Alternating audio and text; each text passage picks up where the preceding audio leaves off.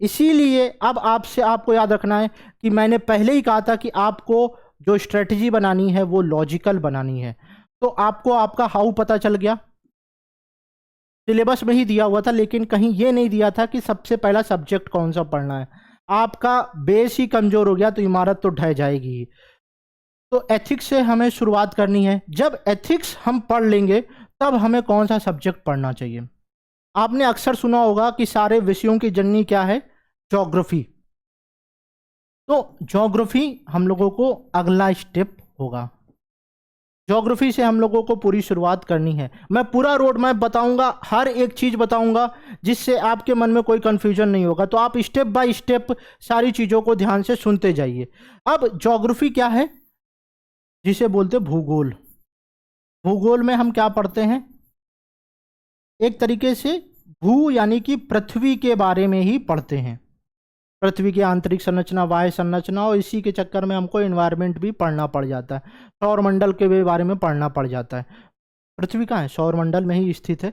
तो कुल मिलाकर हमें ज्योग्राफी को दूसरे स्टेप के रूप में लेना है। और इसी भूमि की वजह से ही सारा कुछ विवाद हुआ, यानी कि हिस्ट्री क्रिएट हुई है। आप देखिए कि जितने भी युद्ध हुए हैं वो किसको लेकर हुए हैं, जमीन को लेकर ही हुए हैं, भूमि को लेकर ही हुए हैं। तो इस भूमि की वजह से हिस्ट्री लिख दी गई, और इसी हिस्ट्री में कुछ ऐसी गलतियां हुई जिसकी वजह से नियम कानून बनाए गए। तो नियम कानून आपको कहां पर पढ़ना है, पॉलिटी में पढ़ना है। और जब नियम कानून बन जाएंगे तो उसी आधार पर हमारी अर्थव्यवस्था भी संचालित होगी। क्योंकि राज्य व्यवस्था यानी कि राज्य का काम क्या होता है, आर्थिक गतिविधियों को सुचारू रूप से संचालित करना। तो आपको ये बात तो समझ में आ गई कि ये हैं हमारे लॉजिकल स्टेप जिन्हें हमें फॉलो करना है। बात समझ में आ रही है? जहां कोई कंफ्यूजन होगा आप मुझसे पूछ लेंगे। तो step number 1, step number 2, step number 3, step number 4 और स्टेप नंबर 5, ये होगा कंप्लीट रोड मैप। सर इसको प्री के पॉइंट ऑफ व्यू से पढ़ें या मेंस के पॉइंट ऑफ व्यू से, इसे भी समझ लेते हैं। तीनों चरणों की बात करूंगा कि प्री में क्या रिक्वायरमेंट होती है, मेंस में क्या रिक्वायरमेंट होती है, और इंटरव्यू में क्या रिक्वायरमेंट होती है। उसी आधार पर आप इस सब्जेक्ट को भी तो प्रिपेयर करेंगे।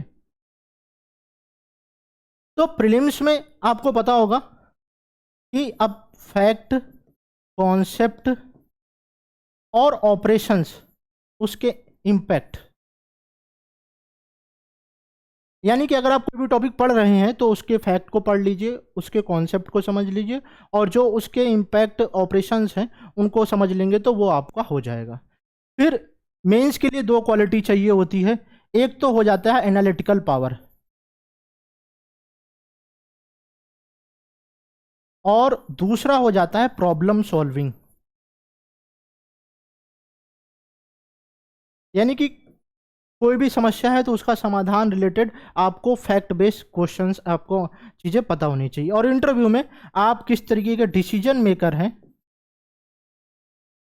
और साथ ही साथ आपका बेसिक स्ट्रांग है या नहीं। आपका पर्सनैलिटी टेस्ट होता है स्टेज 3 में, ना कि आपका नॉलेज टेस्ट होता है। तो आपको यही सब चीजें कहां पर पढ़नी है, ज्योग्राफी में भी अप्लाई करनी है। यानी कि ज्योग्राफी को प्री और मेंस दोनों के पॉइंट ऑफ व्यू से पढ़ लेना है।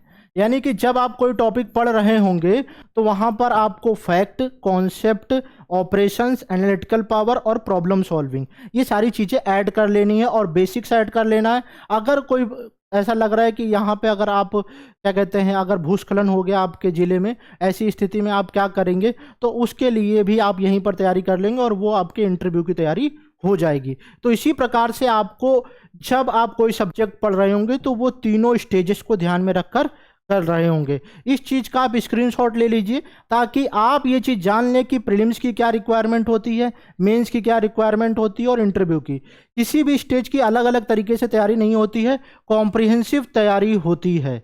अब रही बात आपके मेन पिलर हो गए, तो सर सोसाइटी कब पढ़ना है, सोशल जस्टिस कब पढ़ना, इसका भी एक साइंटिफिक अप्रोच मैं आपको बता दे रहा हूं। सब चीज़ें मैं बताऊंगा बहुत ही ध्यान से, लेकिन आपको समझना होगा। आप सोचिए कि आपने हिस्ट्री पढ़ ली है तो वहां पर आप भारतीय समाज की विशेषताएं ही तो पढ़ रहे होंगे, भारतीय संस्कृति की विशेषताएं ही तो जान रहे होंगे।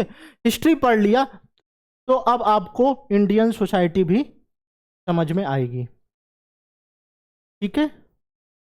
तो अब आप इंडियन सोसाइटी हिस्ट्री के पढ़ने के बाद आप स्टार्ट कर सकते हैं। फिर अगर आप कहेंगे सर गवर्नेंस और सोशल जस्टिस कब शुरू करना है, तो जब आपका पॉलिटी कंप्लीट हो चुका है तब आप कर सकते हैं सोशल जस्टिस और गवर्नेंस, क्योंकि नियमों के आधार पे ही तो न्याय होगा। जब आप शासन व्यवस्था रहेगी, शासन व्यवस्था लचर रहेगी तो सामाजिक न्याय कम होगा, और जो प्रशासनिक व्यवस्था सुदृढ़ होगी तो फिर मालूम चलेगा कि सामाजिक न्याय मजबूत होगा। तो इस आधार पर आप इसको कोरिलेट कर रहे होंगे। अब आप सोचिए कि आपने हिस्ट्री और पॉलिटी पढ़ लिया है, तभी तो आपको आईआर समझ में आएगा। अगर आपने वर्ल्ड हिस्ट्री पढ़ी हुई नहीं है, आपको पता ही नहीं है कि देश की क्या पॉलिसी है, क्या विदेश नीति है, यानी कि क्या शर्तें बनाई गई हैं, तो क्या आपको आईआर समझ में आएगा? नहीं समझ में आएगा। इसीलिए आपको हिस्ट्री और पॉलिटी अच्छे से समझ में आनी चाहिए, तभी आपको आईआर शुरू करना चाहिए। बात समझ में आ गई? अब रही बात इन्वायरमेंट और साइंस एंड टेक कब पढ़ना चाहिए। अगर आपका ज्योग्राफी कंप्लीट हो गया है तभी आपको इन्वायरमेंट पढ़ना चाहिए, क्योंकि समस्याएं कहाँ की हैं? पृथ्वी की ही तो समस्याएं हैं।